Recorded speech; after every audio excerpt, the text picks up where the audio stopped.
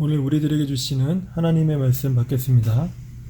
오늘 하나님의 말씀은 빌립보서 4장 10절에서 13절까지의 말씀입니다. 찾으셨으면 다 같이 한 목소리로 읽겠습니다. 시작. 내가 주 안에서 크게 기뻐함은 너희가 나를 생각하던 것이 이제 다시 싹이 남이니 너희가 또한 이를 위하여 생각은 하였으나 기회가 없었느니라. 내가 궁핍함으로 말하는 것이 아니니라.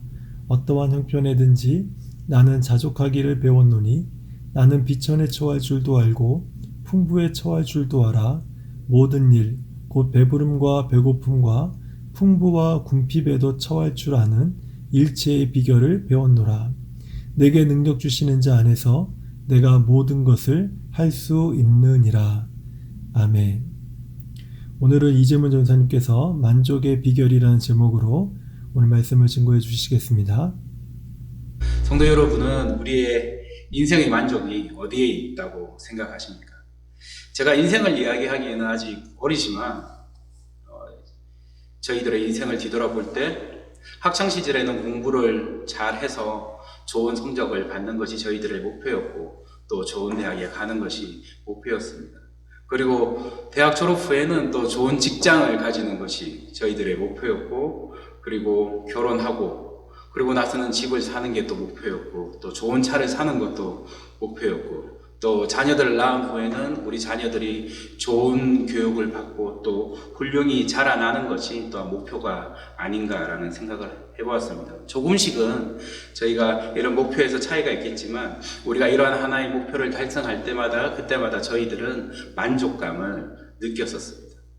하지만 문제는 그 만족이 오래 가지를 못했죠. 이제 한 만족을 짧게 가지고 나면 또 다른 만족에 저희가 목말라 합니다. 우리에게 변함없는 영원한 만족은 어디에 있을까요? 오늘 우리는 여기 본문에서 한 남자를 만나게 됩니다. 이 남자는 지금 감옥에 있습니다. 감옥에 있는 현실에서도 그는 그를 아는 성도들에게 편지를 쓰는데 자신은 자신의 삶에 만족하는 삶을 살고 있다라고 이야기를 합니다. 그 사람이 바로 바울입니다. 오늘 바울의 만족한 삶에 대한 이야기를 서로 나누면서 우리 같이 인생의 진정한 만족은 어디에서 오는 것인지 찾아보았으면 좋겠습니다.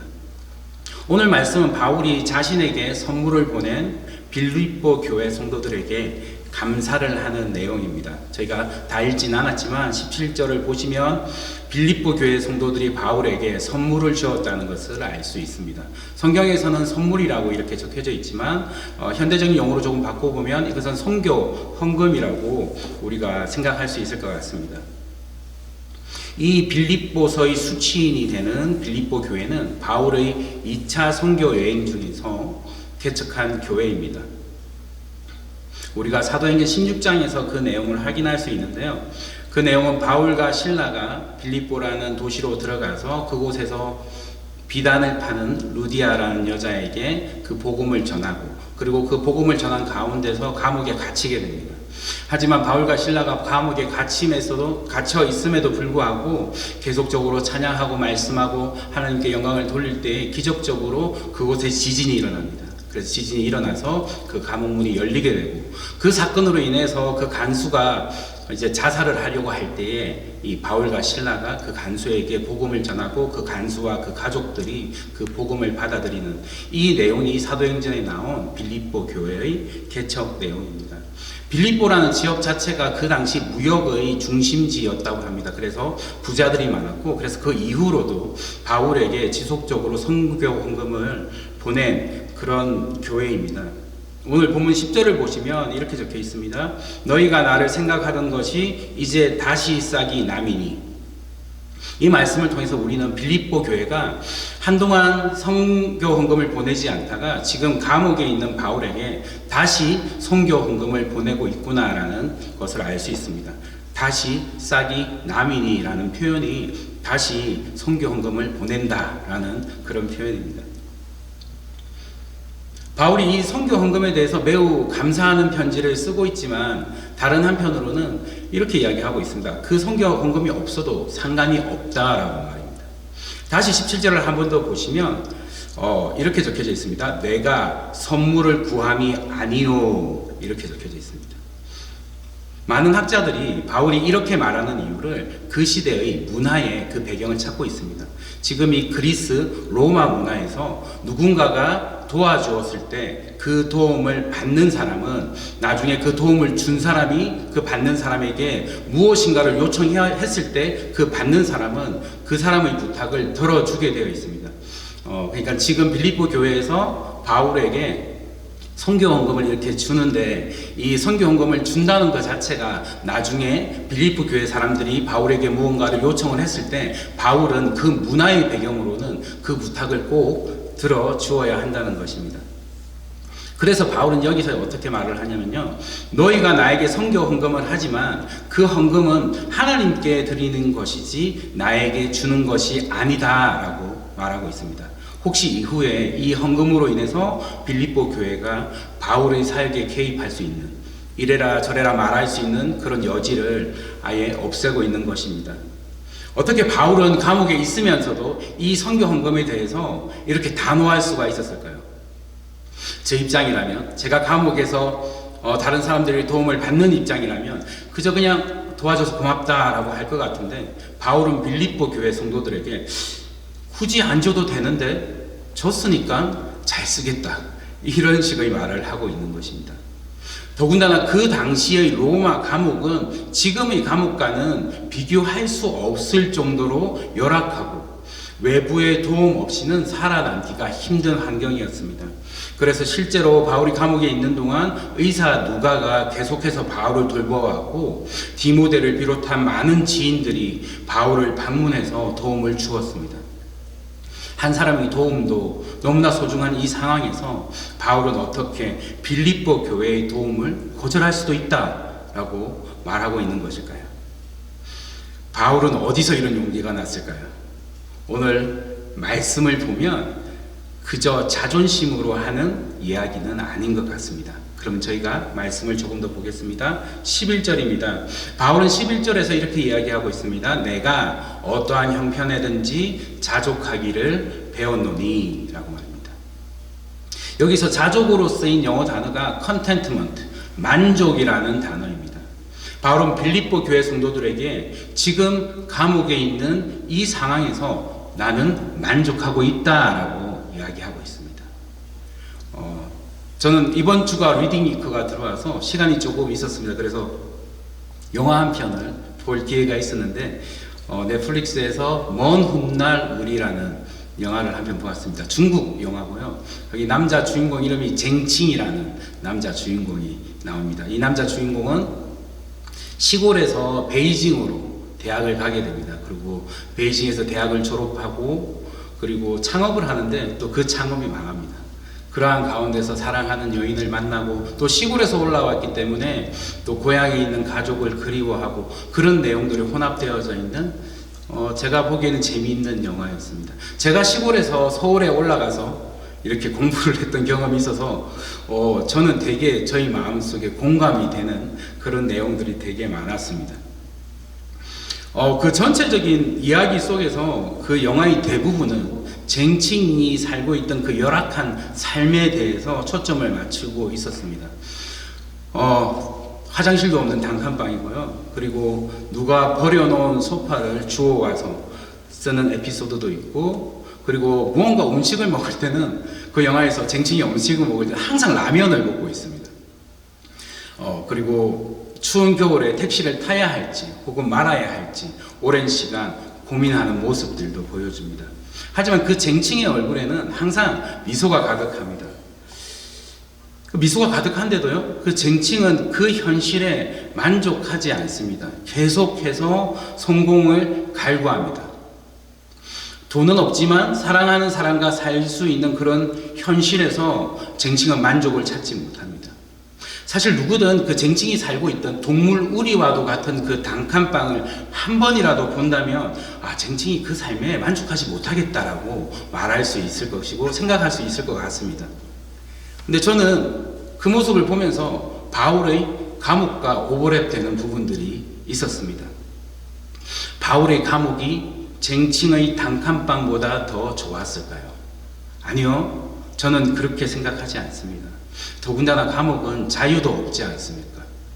그런데 그렇게 갇혀있는 바울은 지금 어떤 단어를 저희에게 말씀해 주고 있냐면 자족, 만족이라는 단어를 이야기해 주고 있습니다. 쟁칭처럼 얼굴에 미소는 있지만 또 다른 성공을 향해서 갈구하는 것이 아니라 나는 지금 이 현실에 만족하고 있다라고 이야기를 하는 것입니다.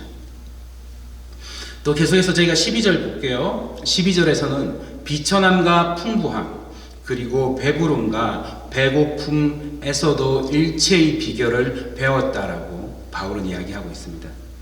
여기서 일체의 비결 또한 영어에서는요, The secret of being content라고 표현하고 있습니다. 즉, 일체의 비결이라고 한국 성경은 되어 있지만 만족의 비결인 것입니다. 그래서 바울은 내가 비천하든지 풍부하든지에 상관없이 모든 일에 만족하는 비결을 배웠다라고 이야기하고 있습니다. 여기서 제가 눈여겨본 것은 비천함과 배고픔이 아니라 풍부함과 배부름입니다. 우리가 앞에서 잠시 쟁첸의 먼 훗날 우리라는 그 영화 예에서 본 것처럼 물질의 부족이 있을 때 만족하지 못하는 것은 어떻게 보면 되게 합리적인 사고인 것 같습니다. 어떻게 배가 고파 죽을 것 같은데 때로는 너무 부모님께 선물을 하고 싶고 효도를 하고 싶은데 돈이 없고 또 자식이 사달라는 것을 사주지 못하는데 어떻게 그 삶 속에서 우리가 만족을 느낄 수 있겠습니까?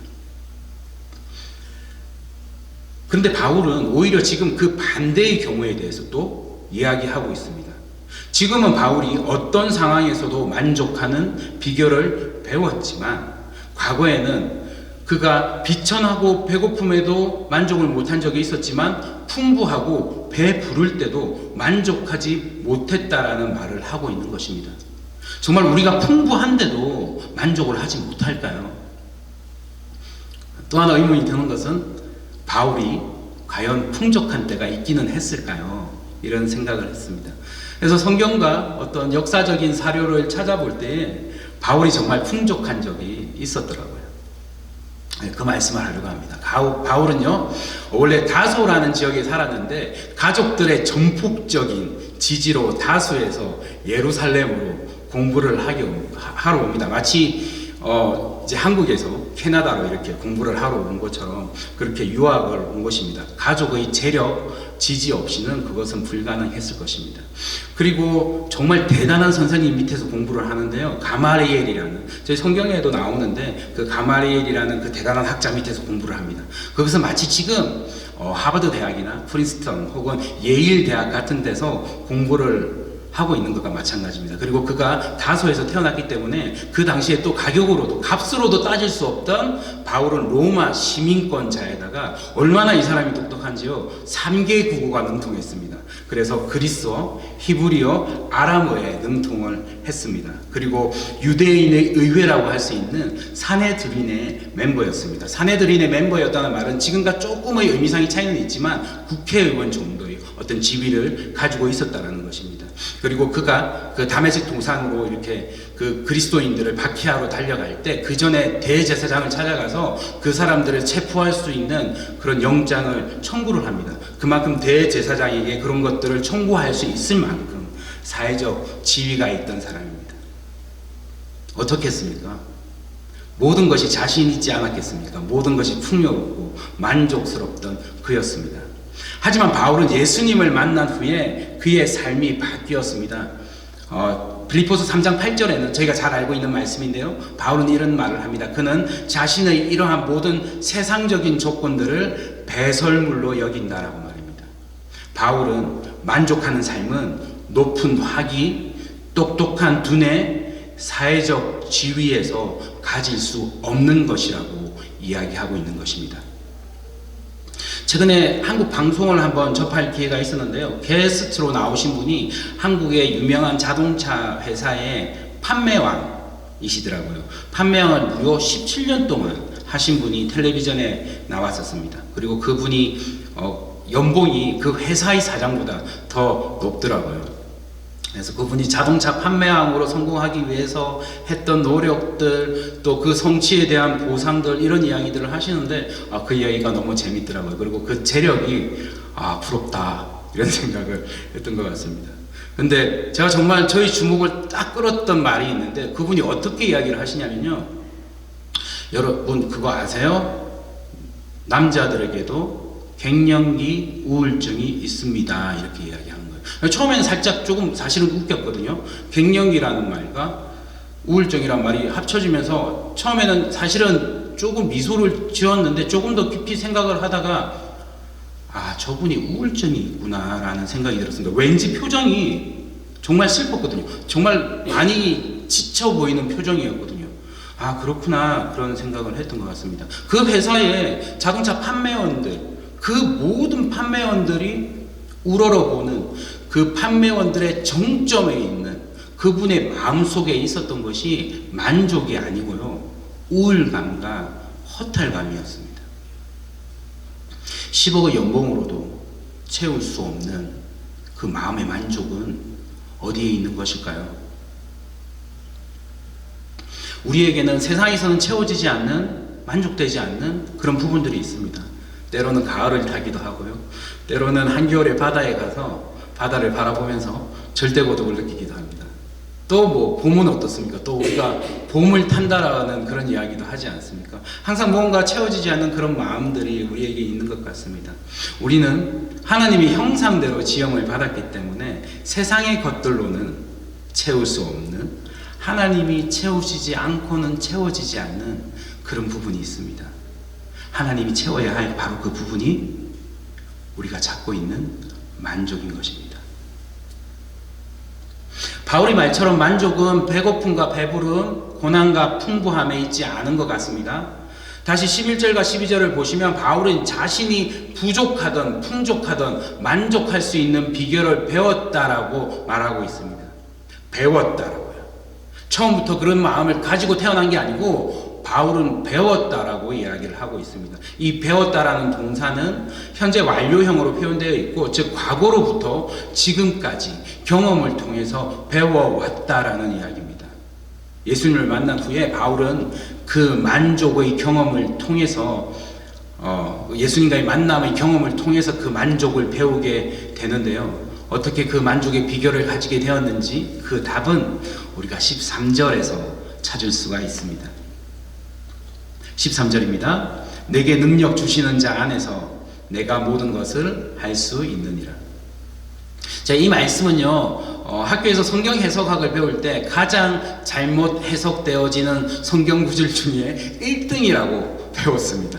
그래서 여기 보면 이제 자체가 우리 믿는 사람들이 하나님처럼 어떤 전지전능한 힘을 가지고 있다, 이렇게 해석을 되는 경우가 많은데, 학교에서 배울 때는 그게 아니고 앞 뒤의 문맥으로 볼 때 이것은 그 만족, 앞에서 말했던 바울이 나는 일체의 비결을 배웠습니다 하는 것에 대한 답으로 나와 있는 것이다 라는 그런 이야기를 했었고, 그런 것을 배웠습니다. 즉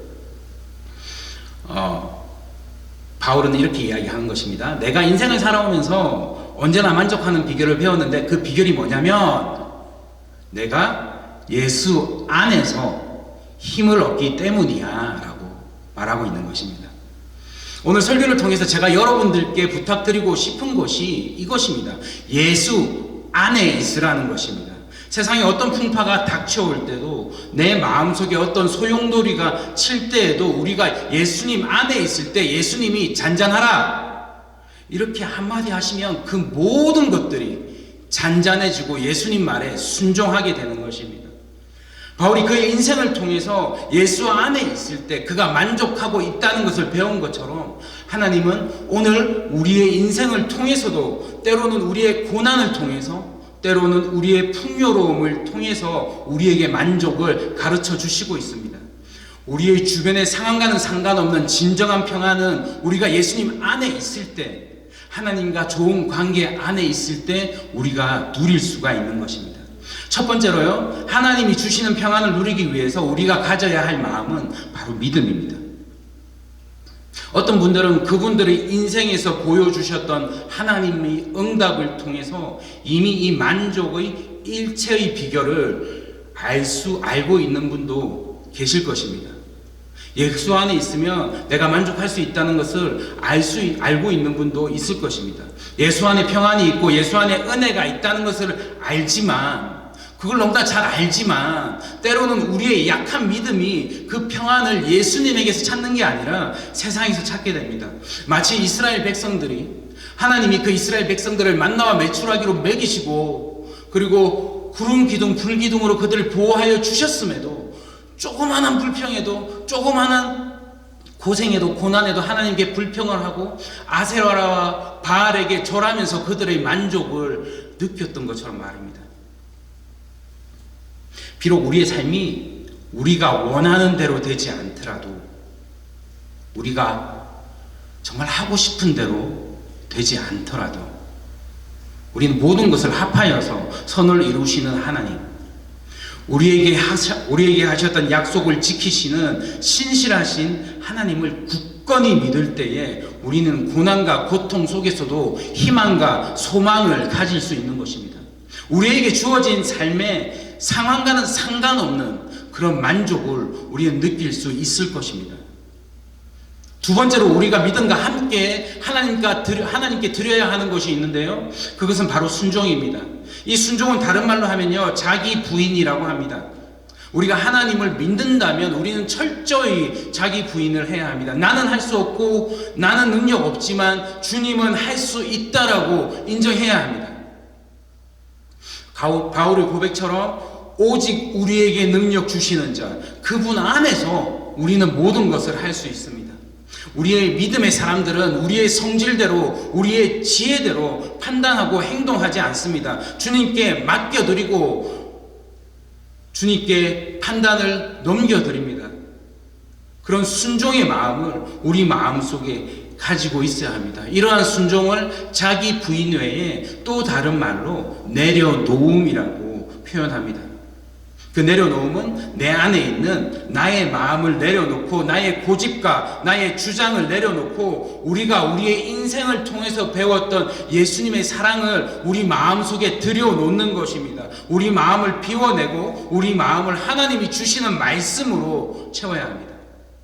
이것이 예수님이 우리가 배우기를 원하는 만족의 비결인 것입니다. 우리의 마음이 아니라 예수님의 마음을 담기 위해서 우리는 기도를 해야 하고 말씀을 보아야 하는 것입니다. 그 말씀을 통해서 성령님은 오늘도 우리에게 깨달음을 주십니다. 우리가 내려놓아야 할 것이 무엇인지, 우리가 순종해야 할 것이 무엇인지, 하나님이 우리에게 무엇을 명령하고 계신지 비춰주시고 보여주시는 것입니다. 다시 한번 정리하겠습니다. 어떠한 상황에서도 만족할 수 있는 비결은 먼저 하나님을 믿으십시오. 그분은 우리를 어떠한 상황에서도 그냥 내버려 두시지 않습니다. 다음으로 하나님에게 순종하십시오. 우리의 삶의 만족은 우리의 삶 속에서 내가 그 주인이 되는 것이 아니라 하나님이 내 삶의 주인이 되는 것이고, 우리가 우리의 주인 되시는 하나님의 말씀에 순종할 때 우리는 바울이 말했던 감옥 속에서도 그가 계속해서 말하고 있는 그 자조, 그 만족을 우리가 배울 수가 있는 것입니다. 그럼 우리가 하나님을 믿고 그 순종을 실천하기 위해서 무엇을 해야 할까요? 첫 번째입니다. 하나님을 알아야 합니다. 하나님이 어떤 분이신지, 우리를 구원하기 위해서 얼마나 우리를 사랑하셨는지, 하나님의 본체이신 예수님이 왜 십자가에 달리셨는지를 우리가 알게 되면 우리는 하나님을 찬양할 수밖에 없고 하나님의 사랑을 실천할 수밖에 없고 하나님을 믿을 수밖에 없습니다. 하나님을 알기 위해서는 성경을 읽고 말씀을 들어야 합니다. 하나님이 어떤 분이신지, 무슨 말씀을 하시는지도 모르는데 어떻게 우리가 그분을 믿고 그분을 순종할 수 있겠습니까? 성경을 읽읍시다. 올해 초에 성경 일독을 다짐하신 분들이 많이 있으실 겁니다. 저도 마찬가지입니다. 저도 다짐했습니다. 지금도 늦지 않았습니다.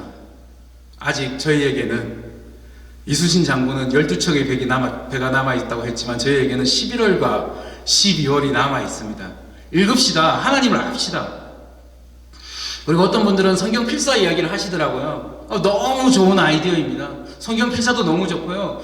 그리고 성경을 눈으로 보는 것이 힘드신 분들은 드라마 바이블이라도, 라도라는 말은 빼겠습니다. 드라마 바이블을 꾸준히 듣는 것도 매우 좋은 방법입니다.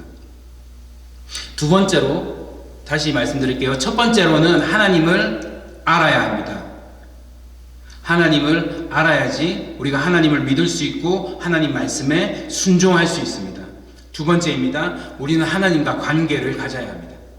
우리가 하나님에 대해서 알고 지속적으로 하나님과 대화할 때 우리와 하나님과의 관계는 더욱더 건강해지고 하나님의 선하신 그 응답을 통해서 우리는 하나님을 체험하게 됩니다.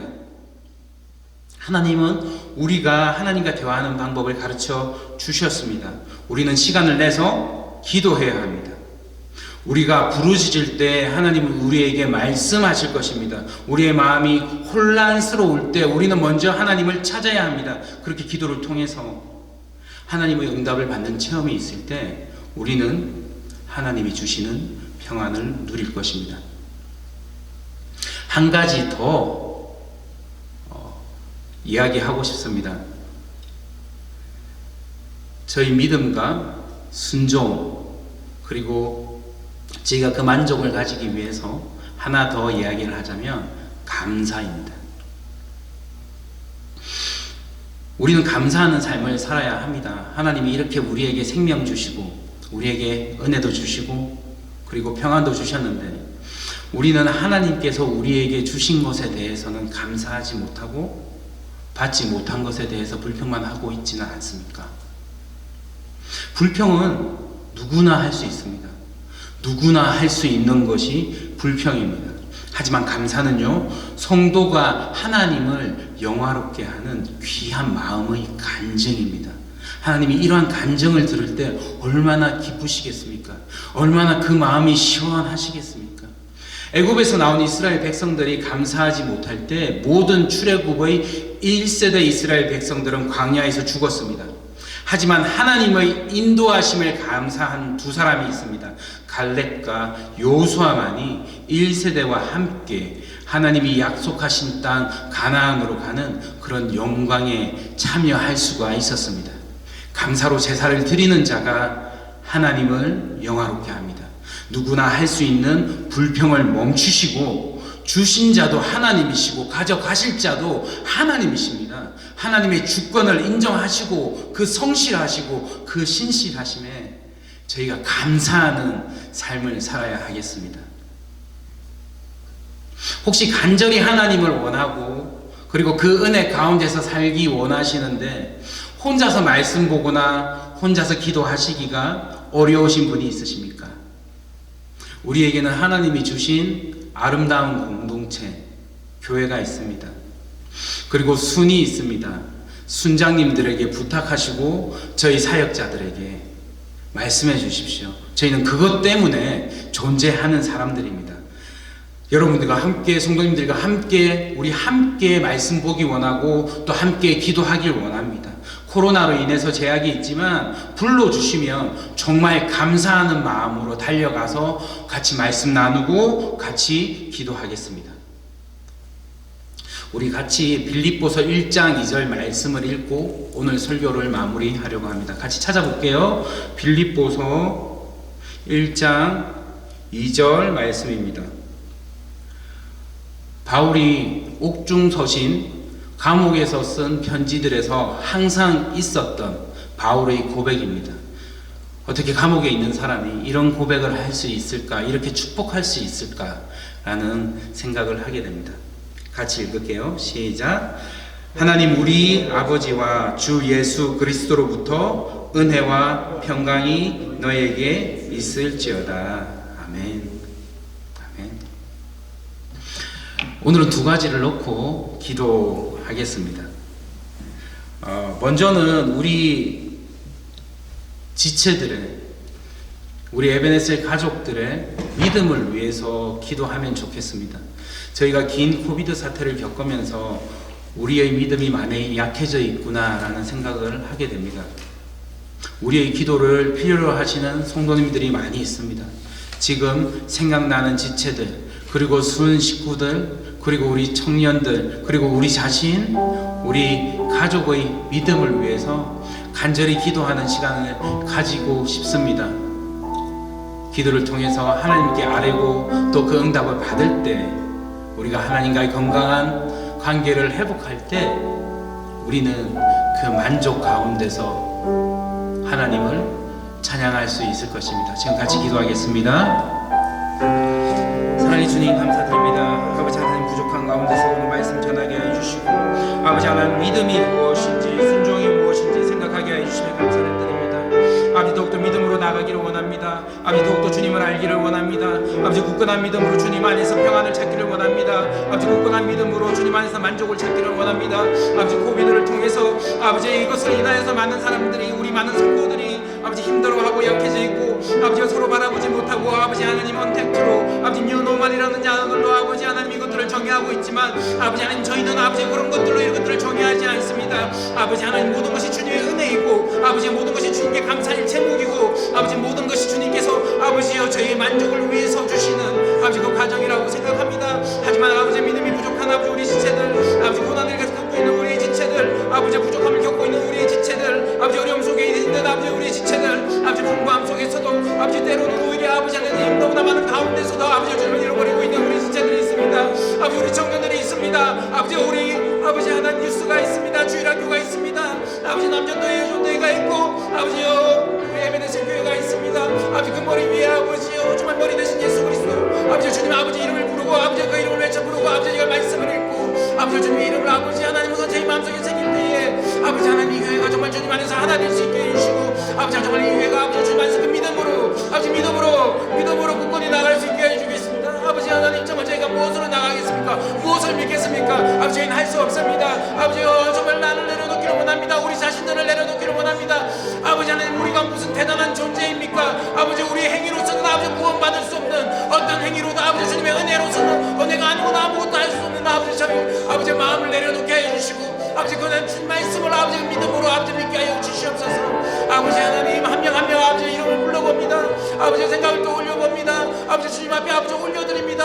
아버지 주님 도와주시옵소서. 주님 도와주시옵소서. 저희는 할 수 없습니다. 저희 능력으로는 할 수 없습니다. 하지만 주님은 할 수 있습니다. 아버지 모든 것, 아버지 내 아내가 아버지 모든 것을 할 수 있는데, 아버지 그것이 정말 내게 능력 주시는 주 예수 그리스도 안에서 아버지 모든 것을 할 수 있습니다. 예수 안에 있을 때 모든 것을 할 수 있습니다. 아버지 하나님, 그런 믿음으로 아버지 나누기를 원합니다. 아버지 하나 되기를 원합니다. 아버지 우리가 더욱더 주님으로 아버지 기도와 간구로 나아갈 때에 아버지 주님 성령님이 말씀하신 대로 아버지 가르쳐 주신 대로 성령의 뒤로 우리는 하나로 묶이는 한 가족입니다. 아버지 하나님, 더욱더 아버지 저희가 그런 마음들 가운데서 주님 바라보게 하여 주시옵소서. 아버지 주님 도와주시옵소서. 아버지 하나님, 공자하신 아버지 순장님들이 있습니다. 아버지 1순, 2순, 3순 순장님들, 아버지 힘든 아버지 그런 무게를 아버지 모두를 가지고 아버지 있을 때에 아버지 우리 순장님들 힘을 주시옵소서. 아버지 우리 순장님들 아버지 하는 회복을 주시옵소서. 아버지 우리 순장님들 아버지 또 순원들 아버지 케어할 때에 아버지 항상 새로운 힘으로 독소리가 날개쳐 올라가는 아버지 그런 힘을 주시옵소서. 아버지 그 학생들을 통하여서 아버지 하나님 정말 우리 교회가 아버지 정말 부흥되게 해주시고, 아버지 하나님 뭉쳐질 수 있게 해주시옵소서. 아버지 하나님 부족한 지체들을 위해서 아버지 우리 한 명 한 명을 놓고 아버지 기도하게 해주시옵소서. 중보하게 해주시옵소서. 아버지 하나님, 정말 저희가 아버지 기도하게 해주시옵소서. 기도밖에 없음을 너무나 잘 알고 있습니다. 아버지 주님 앞에 올려드립니다. 아버지 주님 도와주시옵소서. 주님 도와주시옵소서.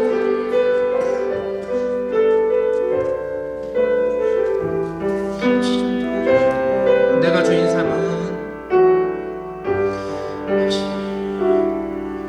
내가 주인 삼은 모든 것 내려놓고 내 주 대신 주 앞에 나가, 내가 사랑했던 모든 것 내려놓고 주님만 사랑해. 우리 마음의 고백으로 올려드립시다. 내가 주인 삼은 모든 것 내려놓고 내 주 대신 주 앞에 나가, 내가 사랑했던 모든 것 내려놓고 주님만 사랑해.